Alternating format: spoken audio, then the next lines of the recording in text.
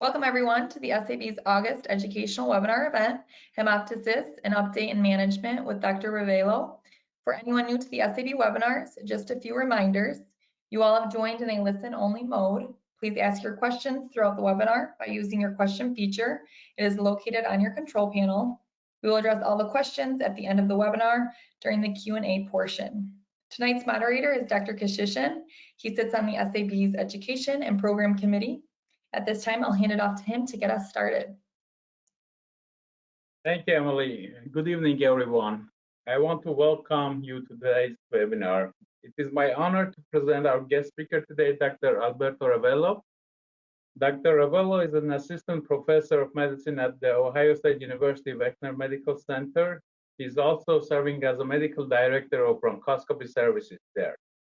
Dr. Ravello has completed pulmonary and critical care fellowship at New York Medical College, Westchester Medical Center. After pulmonary critical care fellowship, he had additional year of training at MSK in the field of interventional pulmonology. Dr. Ravello has a lifelong interest in medical education and teaching. And today we are going to learn about the management of hemoptysis. The title of today's talk is Hemoptysis and Update in Management. Dr. Ravello, thank you that you agreed to be here today, and you have the floor. Thank you very much, Sevak. It's really my pleasure to be here. Thank you for the Society of Advanced Bronchoscopy for this invitation that will allow me to talk a little bit about hemoptysis. I hope you find this very good for your practice. I try to make this talk as general as possible, however, focus more in the management of the inpatient. So let me start with my first slide. 1 second.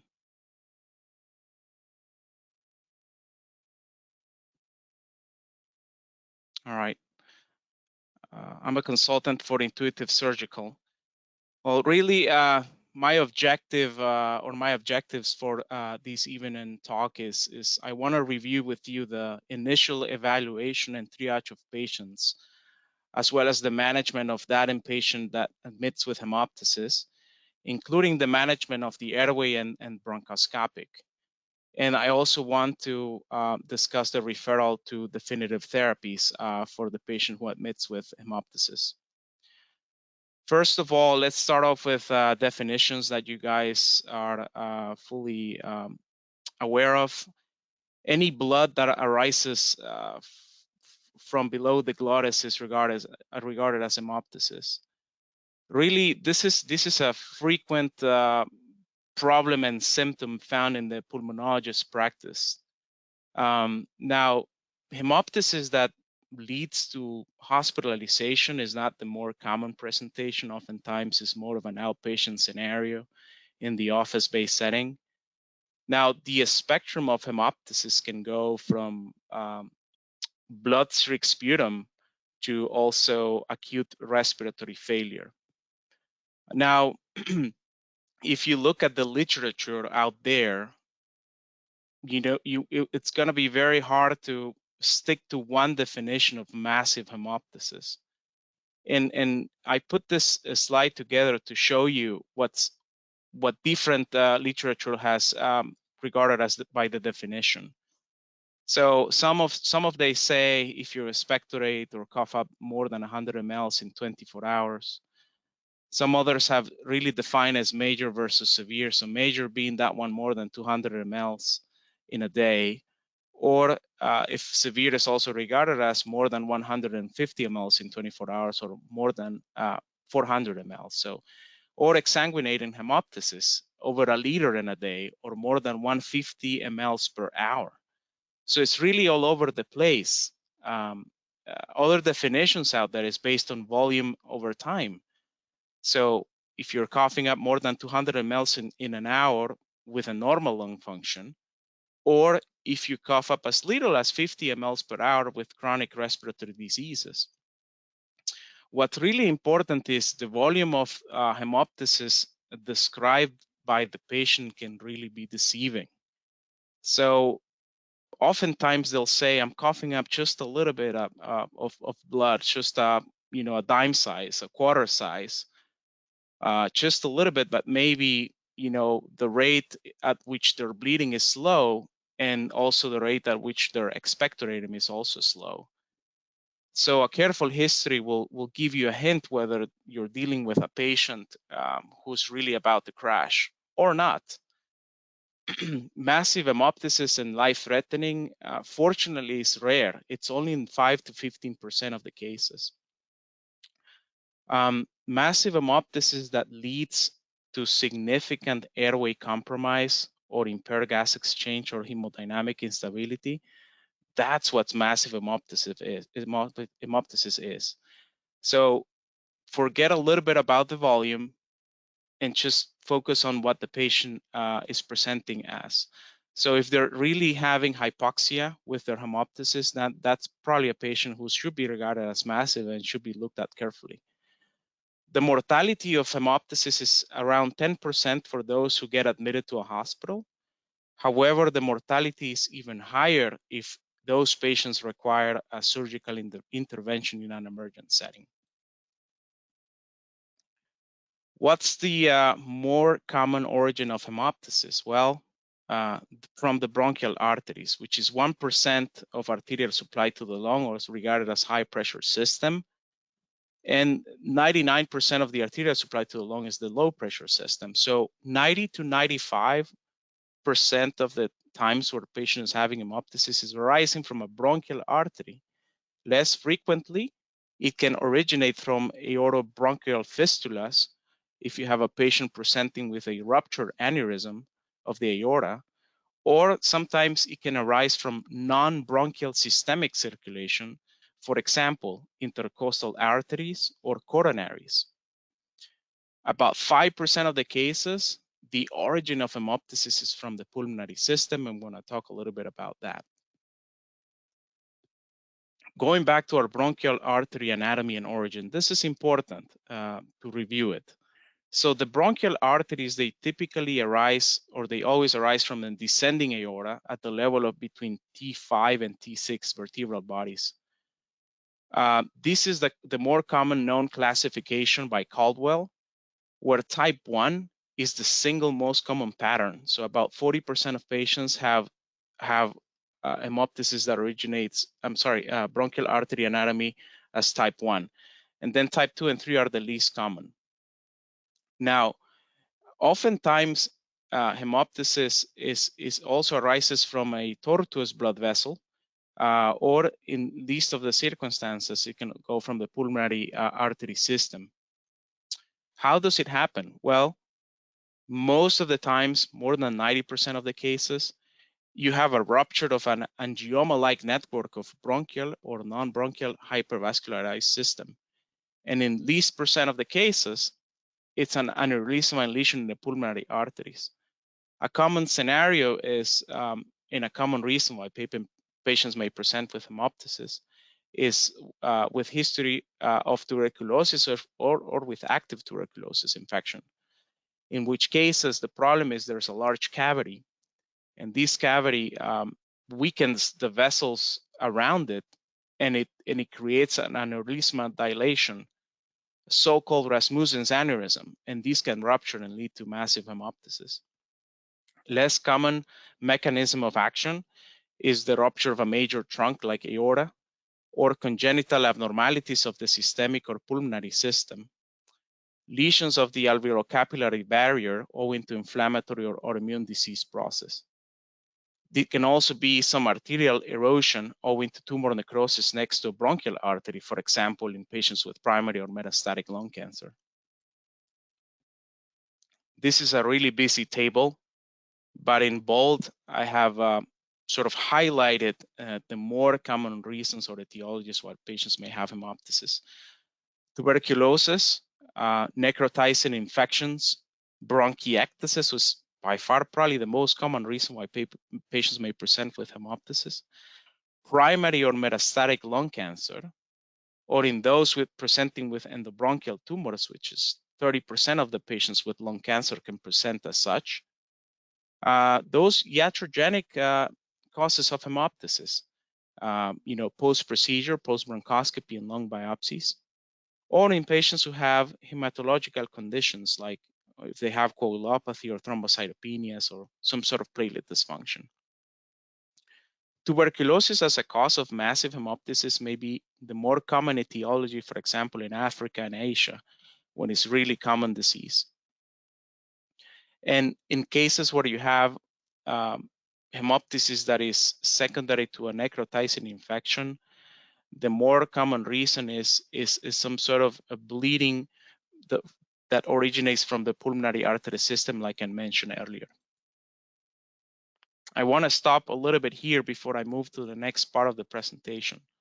I want to present here the reasons why people die with hemoptysis. Asphyxia and hypoxia is the more common one. Exsanguination is less common. So people die of respiratory failure.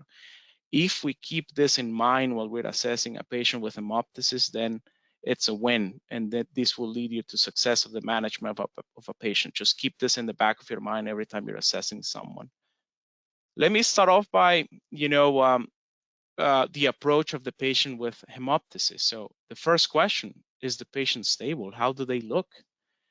What was the onset or the volume? As I mentioned, volume is tricky.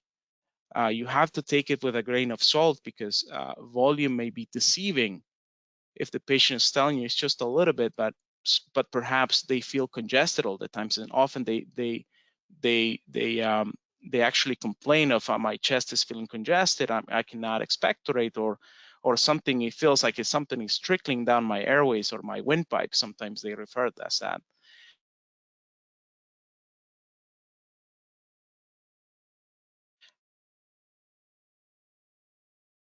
Symptoms. Are patients taking oral anticoagulants? This is also important. And when I mention if they have any associated clinical symptoms, are we dealing with the young patient who recently traveled from a country in Africa and with a history of tuberculosis, and he presents to the emergency room with hemoptysis? Or are you dealing with a patient who is perhaps 75 years old with some history of weight loss, 100-pack smoking history, and some insidious onset of hemoptysis with progressive dyspnea? So what kind of patient are you dealing with? This also obviously will give you a clue. Did the patient have any recent procedure or instrumentation? Did the patient have a bronchoscopy, a biopsy, or anything along those lines? Have they had any recent travels or any outdoors activities? And with this, I mentioned, are they living in an area where certain infections are endemic, TB or fungal infections? Have they had any exposures that can lead you to think that they may have some sort of a malignancy? And what are their underlying comorbidities? Is this a patient known to have bronchiectasis? Perhaps that's the sole reason for hemoptysis.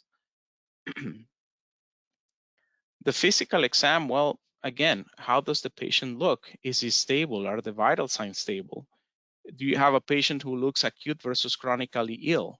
That'll give you a clue as well. Do they have findings like saddle nose if you're thinking about GPAs? Do they have oral lesions? Do they have features suggestive of chronic lung disease or malignancy like digital clubbing? Do they have signs of heart failure or history of heart failure? Do they have wasting or cachexia? How is the pulmonary exam? Is there rhonchus? Are there wheezing? Do they have a complete absent breath sounds on one side or the other? With regards to the approach in the lab exam, well, it's the basics, a CVC, some chemistry, obviously a coagulation profile, type and cross, getting yourself ready if they need blood transfusion. Now, I'm going to move on to imaging, which is important in the assessment. So you get a chest X-ray. Most patients or all patients who present to the ER will likely get a chest X-ray, and very likely, at least in the United States, they will get a CAT scan, either in the form of a CTPE to rule out pulmonary embolism, or if it's a more experienced center, they may go forward and just do a CT angiogram to. So how is X-ray useful in the assessment of the patient with hemoptysis?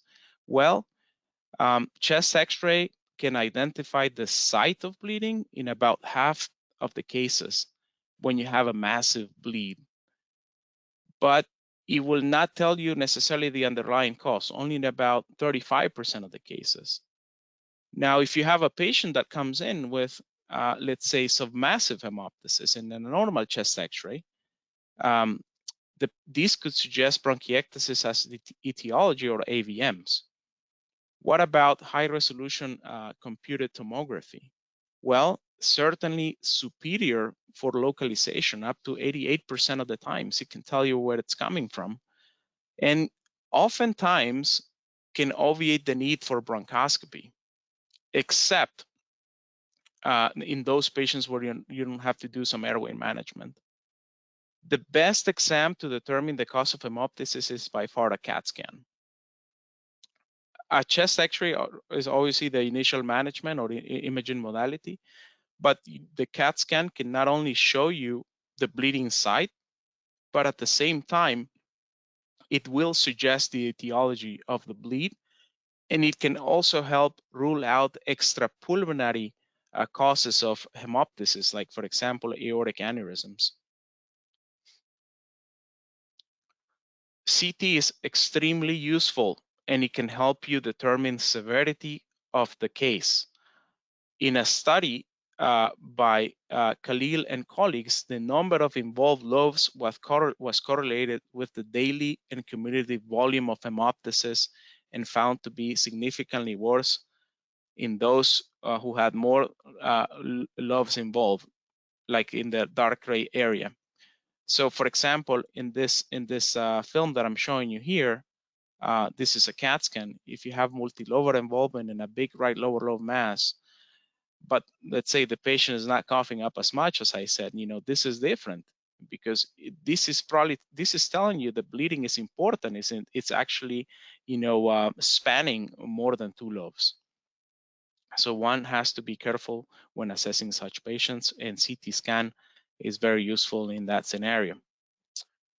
More about CT angiogram. So what are the advantages of CT angiogram? Well, as I said, it can tell you about severity, it can localize, it can tell you about etiology, mechanisms of action as well. So the role of CAT scan here for localization, what are the indicators of bleeding? So obvious signs of bleeding on CT angio, however rare signs, is contrast extravasation. For example, inside the bronchus or inside a cavity. That's very specific for bleed. Another common indicator for it's a focal area of ground glass opacities or hyperdensities in alveolar consolidation or so-called alveolar filling. And however, this is not specific to any etiology, but certainly those are signs of ongoing bleed. What are the other findings to look for on CAT scan? Well, as I said, ground glass areas, if you have presence of interlobular septal thickening, the distribution of the infiltrates is important because, for example, if you have, let's put a case scenario, you have a young patient who presents with submassive hemoptysis, patient may have some other features of autoimmune disease, and on CT you see a diffuse pattern of pulmonary parenchymal hemorrhage, suggestive of a systemic disease process. Maybe you're dealing with something like diffuse alveolar hemorrhage, versus focal findings, on the other hand, can help you or can be used to localize the bleeding to a specific lesion or a vascular territory. The CT angiogram is not only useful for the pulmonologist or the ICU physician, but it's also the first step in assessment when you're calling your interventional radiology colleagues for embolization. Both parenchymal and aspirated blood can look nodular on the CT. Smaller cluster tree and bud centrinodular nodules also favor blood that has been aspirated. Other findings are debris in the airways. However, this in the proper setting, it could be mucus or it could be blood or both. Or sometimes if the bleed is very important, it can lead to lower atelectasis. Does every patient require a CT, a chest CT for hemoptysis? Well, in a study by McGuinness and colleagues, they prospectively assessed 57 patients admitted with hemoptysis of different etiologies. In all conditions diagnosed both by, they both got a CAT scan and a bronchoscopy. In this study, the CAT scan proved value in diagnosing bronchiectasis and aspergillomas, no doubt. But bronchoscopy was diagnostic more in bronchitis and when you have mucosal lesions, let's say Kaposi sarcomas or endobronchial disease. However, bronchoscopy only localized the bleeding in 51% of the cases. So they concluded that CT should be obtained in all patients with hemoptysis prior to bronch. Now, this really varies by institution. And I have seen that in certain institutions, for example, interventional radiology will always want a bronchoscopy as well before they get to embolize the patient. So even though sometimes the CT scan may be very obvious in telling you the bleeding, for example, is coming from the left lung. So oftentimes they go hand by hand. It also depends on what institution you are and what level of support you have. But certainly I think they complement each other, both CAT scan and bronchoscopy. Now, does every patient require a bronchoscopy? Well, it identifies up to 90%, up to 93% of episodes of massive bleed. However, if you have a patient with submassive hemoptysis or really mild intermittent, oftentimes you do a bronchoscopy and you see nothing because the rate of bleed may be very slow and the volume also be very, very low as well. In a study by Nielsen and colleagues, 326 patients with hemoptysis in the outpatient setting, they saw that in those patients who had hemoptysis as lung cancer being the responsible, CT was 92% sensitive in detecting the etiology of the bleed. But if you have a combination of CAT scan and bronchoscopy, that the sensitivity went up to 97%. And in those with non-malignant hemoptysis, most etiologies were actually diagnosed with a CAT scan. So again, they really complement each other. But bronchoscopy, as we're going to see in the next few slides, becomes an important step in the assessment when dealing with massive bleed that requires airway intervention. Again, showing you the slide of the reason why patients die with hemoptysis: acute respiratory failure and exsanguination leading to hemodynamic instability. So let's talk a little bit about the unstable patient. So same question, is the patient stable? No. So, and with that we say, as in my first slide, this hemoptysis is leading to acute respiratory failure and or hemodynamic instability, or the patient requires an airway.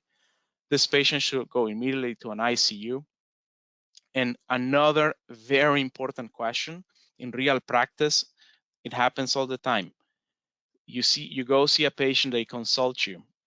Patient is having hemoptysis. It looks like it's massive. Well, somebody else said it's probably submassive. So you go and talk to the patient. The patient is sitting upright position, and he's telling you, and he's got a cup at the bedside, and he tells you, I have coughed up this much, and you see maybe 25 to 50 mLs of bright red blood, but the patient is talking to you.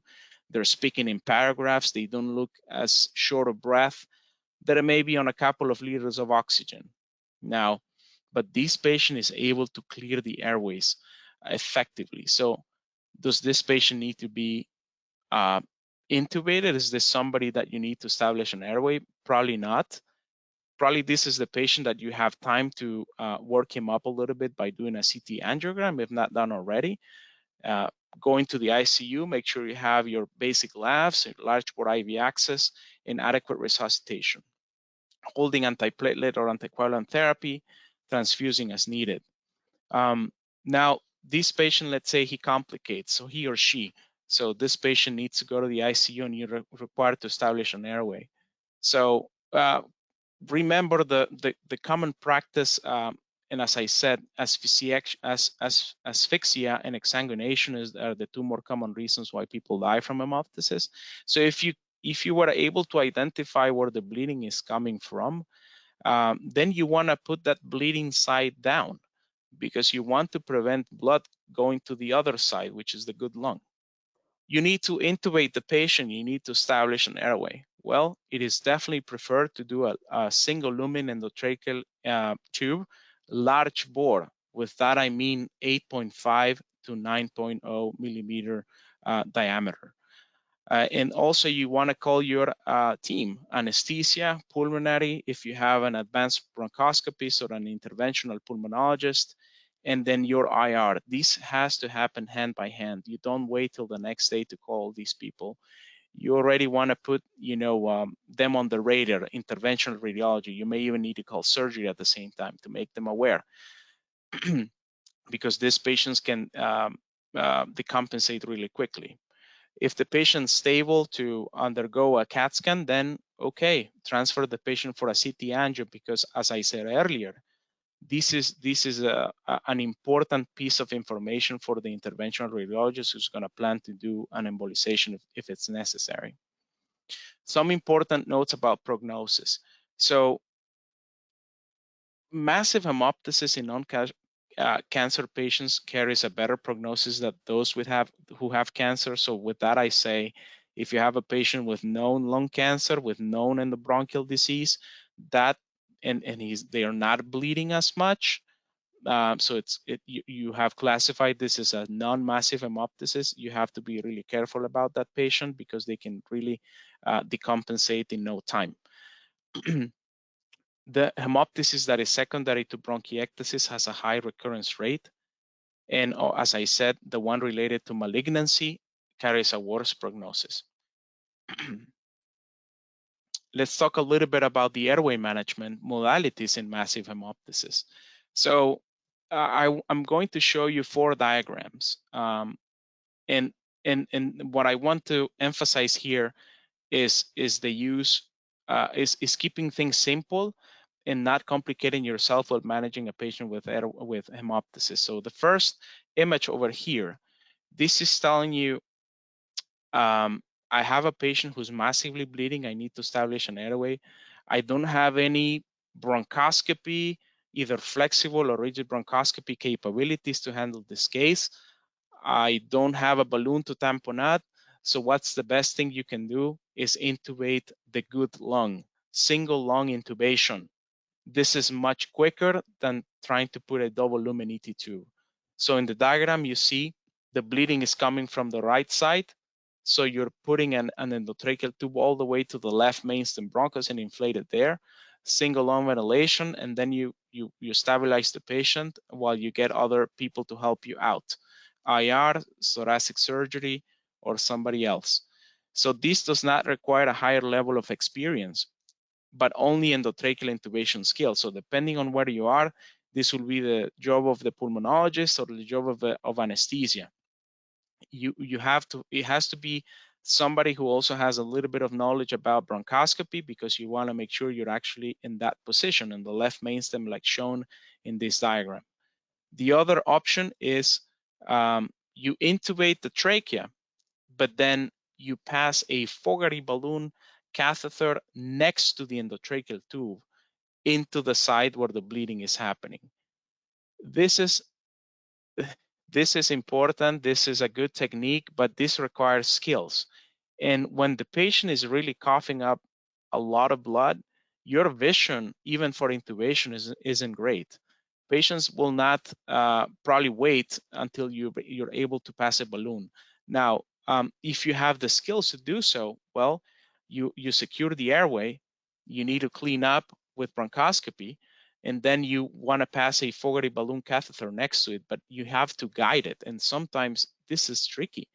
Guiding this, the Fogarty balloon catheters that come with a stylet, as you know, but oftentimes guiding it and placing it all the way to a specific airway may be difficult, especially the left mainstem bronchus.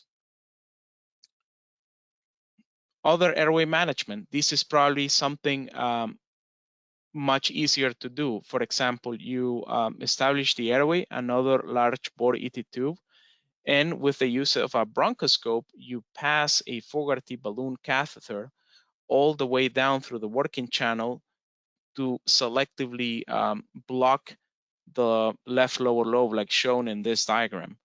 Now, the only issue about this, and this is, remember, these are temporary measures. This is you just creating tamponade while you call IR or interventional radiology or thoracic surgery. Sometimes if you do this and you stay there for a few minutes, maybe it'll form a clot and then it'll stop and it'll give you time to do other things and stabilize the patient further. But oftentimes, if you're stuck there and the bleeding just will not cease, then the issue about this is you have a bronchoscope inside the airway, the artificial airway, and another balloon inside.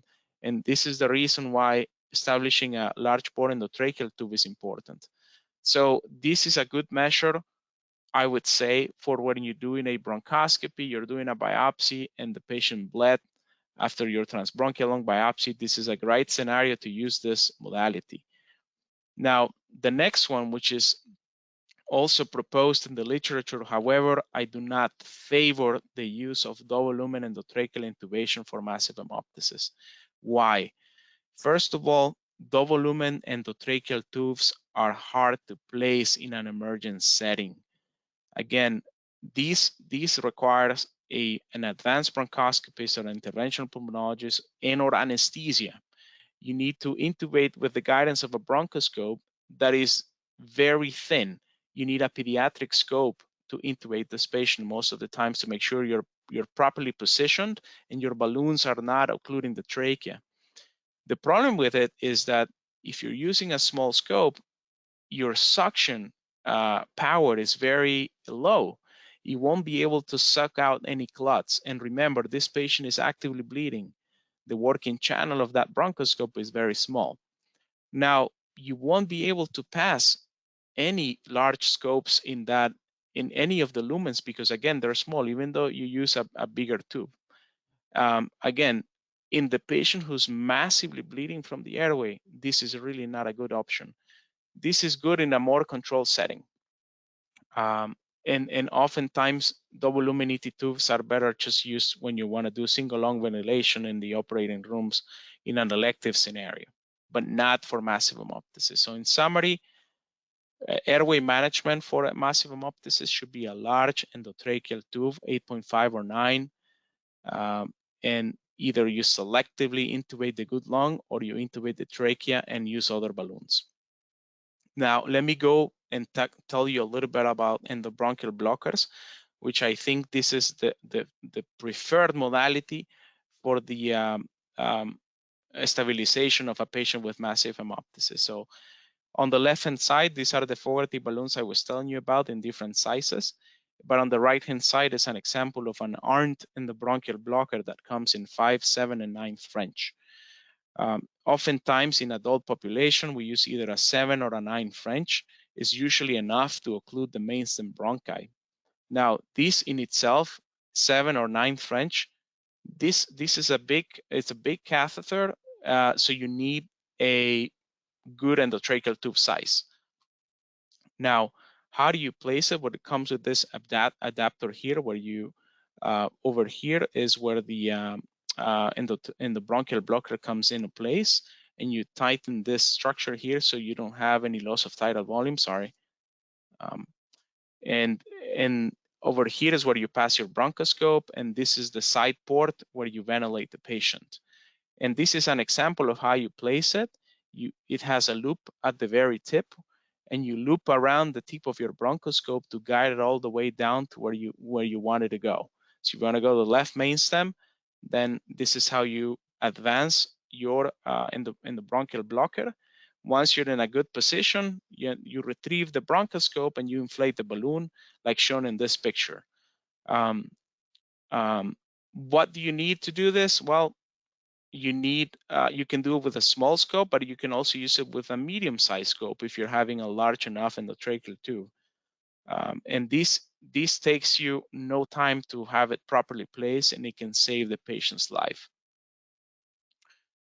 My next two slides are, I would say, the best algorithms out there for the management of massive hemoptysis. This is an extremely busy algorithm, but I want to walk you through it. First of all, you have a patient with massive hemoptysis and they present with acute respiratory failure. So as we said, you admit to the ICU, you do hemoptysis ABCs, and you do a flexible or rigid bronchoscopy. But rigid bronchoscopy may be tricky depending on where you are, and if you don't have the set of skills, and it may take you longer to go to the OR to do that. But a flexible bronchoscopy for sure with a large endobronchial channel. You will get a chest x-ray and try to localize, place a blocker, and go from there. So if you localize the bleeding and it's an endoluminal lesion, then there are different ways that you can manage that with ablative therapies or just tamponade and embolize with IR if you were not successful. The other one is you don't have any endoluminal lesions, but the patient is bleeding. You can use cold saline, again, balloon tamponade, or a combination of all those two. Here in this algorithm is they're suggesting to use mesh, blue, or balloon, or spigots, which are not really, the spigots are not really available in the US. And let's say this is just a temporary measure, but really the definitive management is bronchial artery embolization. You're gonna call the IR to help you embolize this case and stop the bleeding. If you were successful, then obviously you want to follow up and surveillance. And if you were not successful, I would say yes, assess for surgery, but sometimes even your IR colleagues can go back, review the previous angiogram, and perhaps target other vessels that were not successfully embolized at the beginning. Now, the other thing is, patient is not in respiratory failure acute, you still admit to ICU, you do your bedside bronchoscopies and x-rays. In this algorithms that you can see on this hand side, on the left hand side of your screen, there's no CT angiogram because obviously a patient is crashing. You have no time to do that. But over here, yes, you can do a CT if the patient is stable, but you haven't localized the bleeding. And remember, as I said, CT can help you localize it. And also, if you pair it with bronchoscopy, it's going to be even better. Let me move forward for the interest of time to show you the other algorithm that I like. However, I think it's a little bit less applicable to the general practice because it really focuses on the management of massive bleed with rigid bronchoscopy. So you have a patient with massive hemoptysis leading to acute respiratory failure. You admit the patient to the ICU. The authors of this algorithm suggest rigid intubation. Now, rigid intubation is a great tool and is probably the best tool out there for the management of massive bleed.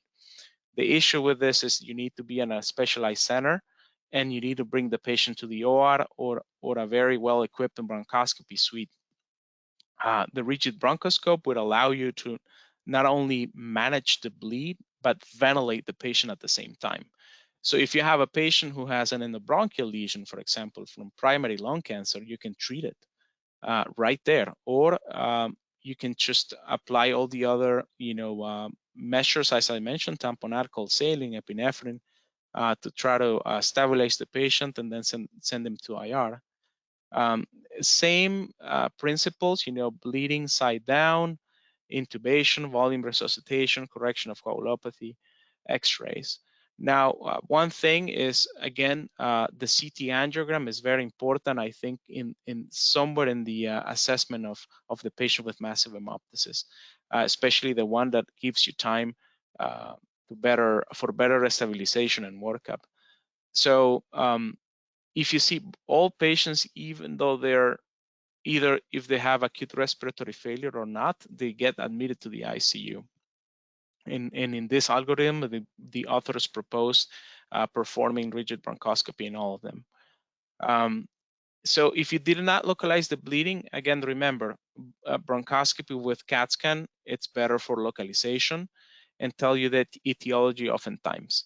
And then definitive treatment with bronchial artery embolization is also there.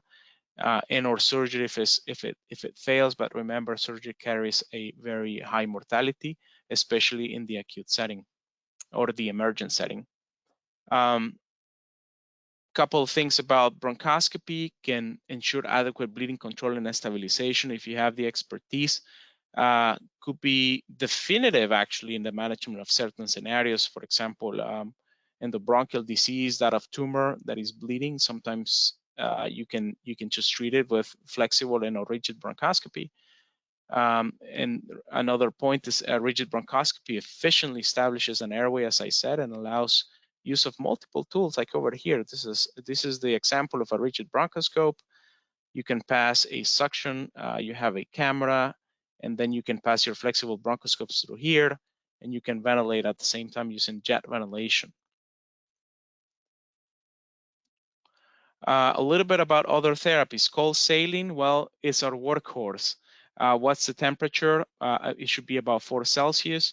10 to 50 ml aliquots is what we typically use. The mechanism of action is to promote vasoconstriction. Epinephrine, you will find in the literature, and this is why I wanted to put this table up here, different dilutions of epinephrine that you can use with bronchoscopy if you're dealing with hemoptysis. The important thing is that you don't exceed 0.6 milligrams of epinephrine, diluted epinephrine. And you have to be careful in those patients who have cardiac arrhythmias or coronary artery disease. Tranexamic acid, well, this is also another workhorse in most places nowadays. After the study of one et al. Came up, where they used nebulized TXA for some massive bleeds, and they classified some massive as less than 200 mLs per 24 hours. They randomized patients to TXA and placebo, and those who had TXA had a decrease in the amount of bleeding by day 2. Total treatment duration was 5 days, and the dose is 500 milligrams 3 times a day. Another study by Balam and colleagues where they use IV TXA for some massive bleed. Another randomized study, TXA versus placebo, and TXA group had decrease in hemoptysis based on visual analog scores. A more recent study, which is by Vadovinak and colleagues, they compared endobronchial TXA versus adrenaline for any amount of bleeding during bronchoscopy specifically. So this was iatrogenic bleed. They use 100 milligrams of TXA up to 3 times a day, or an epinephrine dilution of 2 in 10,000. Both were great at controlling moderate bleed, but severe bleeding require more applications, and they allow crossover in the study. Interestingly, as I said, cold saline is the workhorse. This was effective in managing all cases of mild bleeding. Other endobronchial therapies that have been published out there is gel and thrombin slurry. This is a small study, retrospective, where they use a gel and thrombin slurry to achieve hemostasis in 10 cases who had also mild to severe bleeding. With regards to ablative therapy or thermal, well, ND-YAG laser in a study by Han and colleagues, 110 patients, it was a retrospective. Laser was useful to stop the bleeding in 77% of the cases and reducing additional bleeding in 17%. So great tool, but you need to be in an operating room, you need to be in an endoscopy suite. It's not something that you can necessarily do at the bedside. Then airway stenting and silicone spigot use, which have also been described, especially airway stenting for malignant bleeds. Bronchial artery embolizations, well, success rate is very high. Bronchoscopy prior to it can be useful, but is not mandatory, especially if you have a good quality CT angiogram. They interrogate the aorta, adjacent ICs, and they perform a bronchial arteriogram. So what do they use to embolize? Coils, gel foam. The typical risk that everybody's afraid of is embolization of a spinal artery, but this is rare, and the benefit may outweighs the risks. The good thing about bronchial artery embolization is that it can be repeated, and it can be used for palliation and pre-surgery. In fact, there are some papers out there where preemptive embolization of certain endobronchial tumors has been proven to be better at the time of bronchoscopy because it reduces the amount of bleeding if you need to perform tumor destruction or debulking, especially in cases where you have melanomas, metastatic colon cancer, and thyroid cancers, which are known to cause a lot of bleeding during tumor debulking. Now, surgical intervention, well, if first-line therapy fails, and with this I mean bronchial artery embolization, if you have a patient with massive hemoptysis, you don't need to wait until your therapy fails. In my opinion, you need to call thoracic surgery up front and tell them I have a patient with massive hemoptysis, and just to make you aware, and there you go. So mortality can be up to 30%, but it can be higher if they do surgery in an emergent setting. In a study published in the Annals of Thoracic Surgery, the more common predictors of mortality in those who underwent surgery for massive bleeds was chronic alcoholism. They needed those who needed mechanical ventilation or vasopressors, and those who required transfusion before surgery. In summary, well, massive hemoptysis is rare, but leads to respiratory insufficiency. Etiology can help guide treatment decisions and provide prognosis. The most important thing about a patient with massive bleed is airway and hemodynamic stability. The multidisciplinary approach is important. With that, I mean the intensivist, interventional radiologist, advanced bronchoscopies or interventional pulmonologist, and thoracic surgery. Combining CAT scan with bronchoscopy is better for localization. And at times, bronchoscopy, as I mentioned, could be life-saving if you know how to use those blockers. Bronchial artery has high success rate. It can be repeated. And oftentimes, I didn't mention this, but sometimes bronchial artery needs to be repeated, especially when used in cases with malignant hemoptysis to endobronchial tumors. And surgery carries significant mortality in those who had it in under emergent scenarios. With that, I finish my talk, and I'm happy to answer any questions.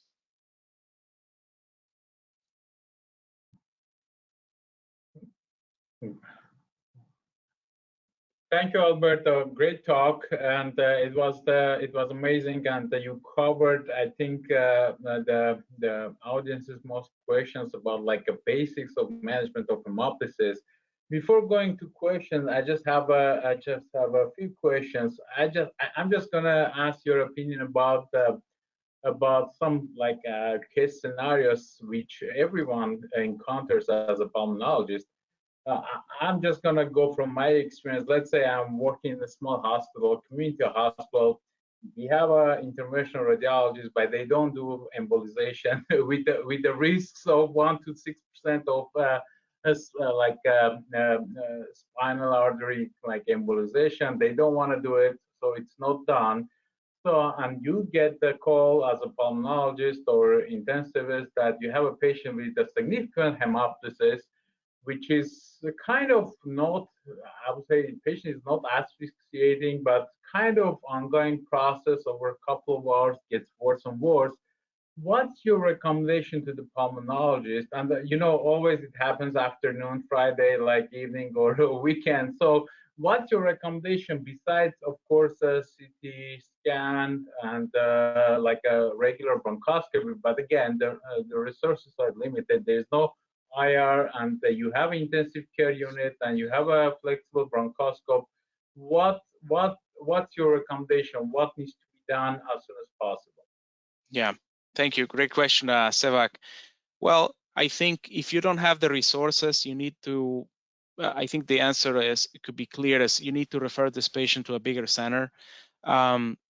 If you have that scenario where the patient is slowly getting worse, it sounds like it's going to need an emergent airway, an intubation, and an establishment of an airway for protection, and then on bronchial artery embolization, which is the standard of care now for the management of massive bleeds.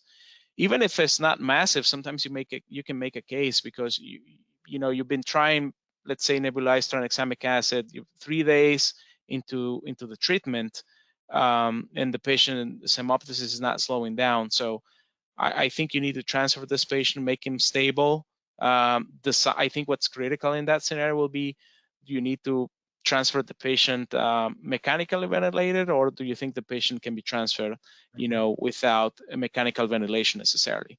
So if you don't have the resources, it's better to transfer them out to a bigger center.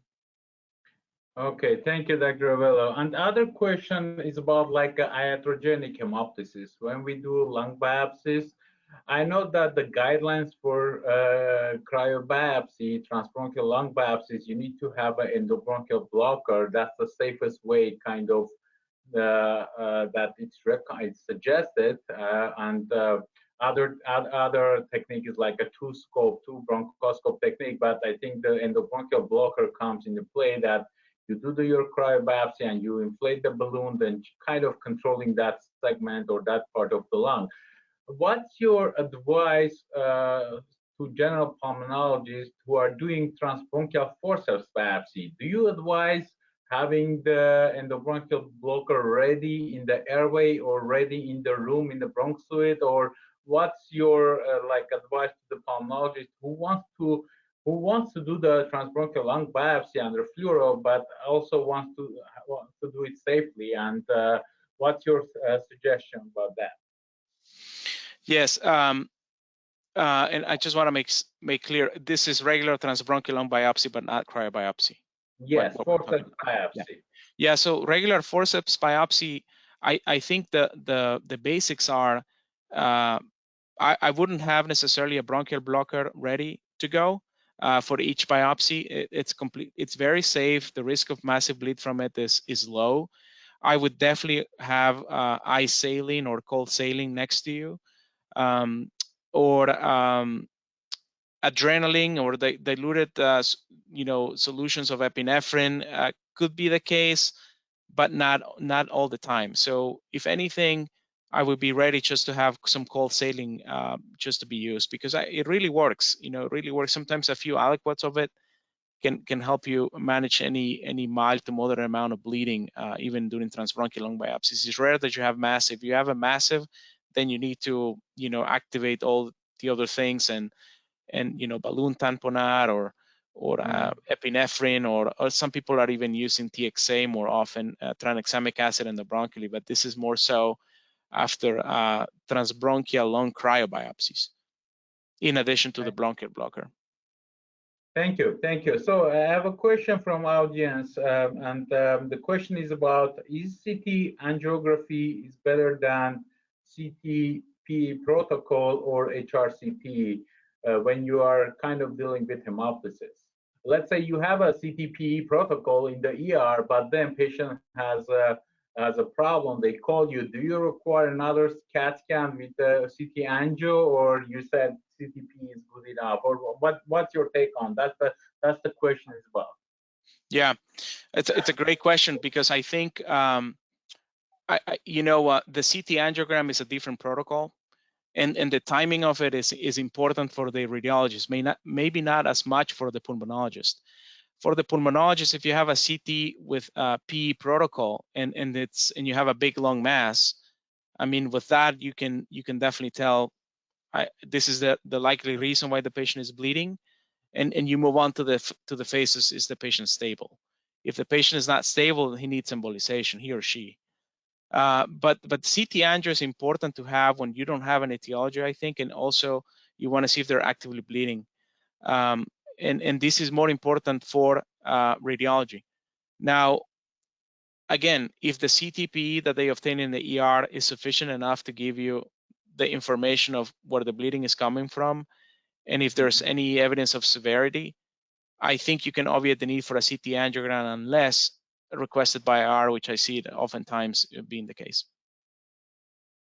Okay, thank you, Alberto. And one last question is about role of surgery in massive hemoptysis. So in my experience, it's either too early or too late for surgical kind of approach. What's your experience and what you, of course, as a pulmonologist, when we have a hemoptysis and it's kind of getting worse, of course, we talk to our CT surgeons, but the practicality of these, I remember a couple of cases when there was aspergilloma kind of thing, and we knew it's coming from there, and kind of getting worse. Then patient went to the OR for surgery. What's your experience with the surgical treatment of a hemoptysis, massive hemoptysis? Is it practical, or we just say that, but it never happens?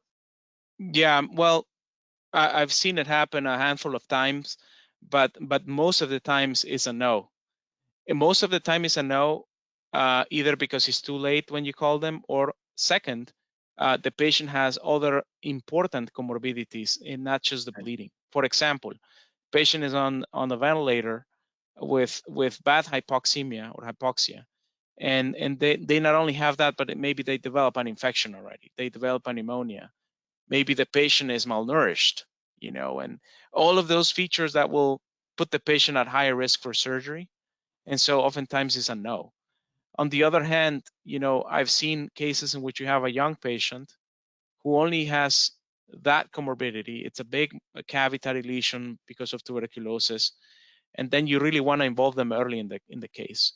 If you have somebody with lung cancer as a cause of massive hemoptysis, oftentimes if the cancer is metastasized, they may not do surgery for it. They may just embolize the patient.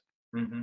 So I think it's a 50-50, and I think most of the surgical cases where I thought surgery would be definitive and life-saving, my patients have had other reasons why surgery is preclude surgical intervention or making it even higher risk than 30%.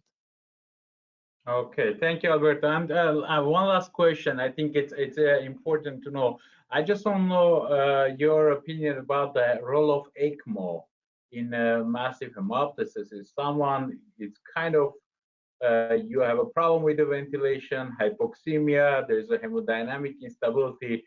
Are you aware of any case series or the studies or anything like practicality doing ECMO in a hemoptysis as a kind of salvage therapy till you get things stabilized? Yeah, I think for ECMO as an advanced therapy or bridge for definitive management is, I think the indications will be very limited. Again, I'm going to refer, let's say, to a young patient with no other comorbidities that perhaps they just presented with massive bleed, let's say from an aspergilloma. And maybe that's the case that you really want to make, emphasis, we need to put this patient on ECMO, VA or VV, whatever is necessary to get them to surgery. However, if you have somebody, with bad prognosis from other reasons, then maybe you shouldn't advocate for that, because it may just be, I want to say, sometimes even be a waste of resources if the patient has a bad prognosis to begin with. But this is a conversation that needs to happen really quickly, and it should be ongoing from the moment the patient gets admitted. So yes, I would favor that for somebody who has no comorbidities, and this is the one reason why they're having respiratory failure. But it's rare. I think it's rare scenario. Okay, thank you, Alberto, for great talk. I hope our audience find it useful, and this is something. This topic is, you never know when it's going to come. It can come in the next 5 minutes or next year. But massive hemoptysis and management, I think it's easy to talk about. But when they call you and you are there, it's sometimes it's challenging. That's why knowing the basics on having your algorithm in your mind is very useful when time comes. So thank you, Alberto, for a lecture today, and we're gonna finish here. And thank you everyone who joined us this evening. Thank you so much. Thank you.